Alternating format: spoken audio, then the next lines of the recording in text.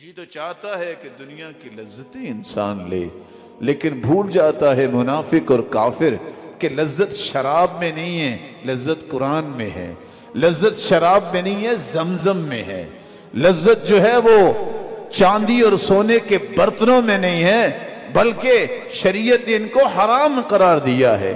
لذت اس بات میں نہیں ہے کہ میں ریشمی لباس پہنوں، اللہ کے رسول نے فرمایا تھا من سرہ ان یسقیہ اللہ الخمر فی الآخرہ، جو جنت الفردوس کی شرابا طہورا پینا چاہتا ہے نا، فلیترک فی الدنیا، اس کو دنیا میں شراب کے قریب نہیں جانا چاہیے۔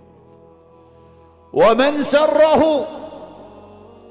جو اس بات کو پسند کرتا ہے کہ یہ خوشی مجھے ملے، کون سی خوشی؟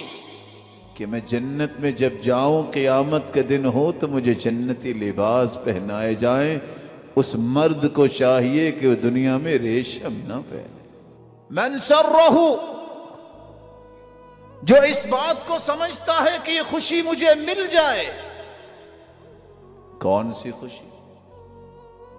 اللہ ذوالجلال قیامت کو ہر قسم کی مصیبت سے اسے بچا لے، ہر قسم کی تنگی سے، ہر قسم کے غم سے اسے بچا دے، یہ اللہ قیامت کو خوشیاں ان کو عطا کر دے، تو دنیا میں وہ تین کام کرے۔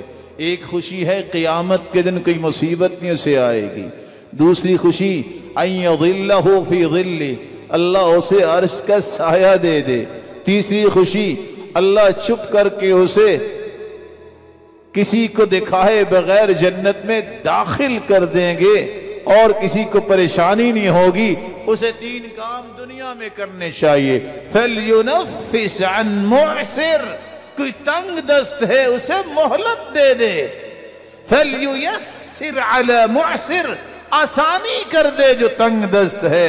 او یضع عنہ، جو مقروض ہے اس کا قرض ادا کر دے، اللہ عرش کا سایہ بھی دیں گے، اللہ مصیبتوں سے بھی بچائیں گے قیامت کے دن، اور جنت سے بڑھ کے خوشی کون سی ہے اللہ اسے عطا کر دیں گے۔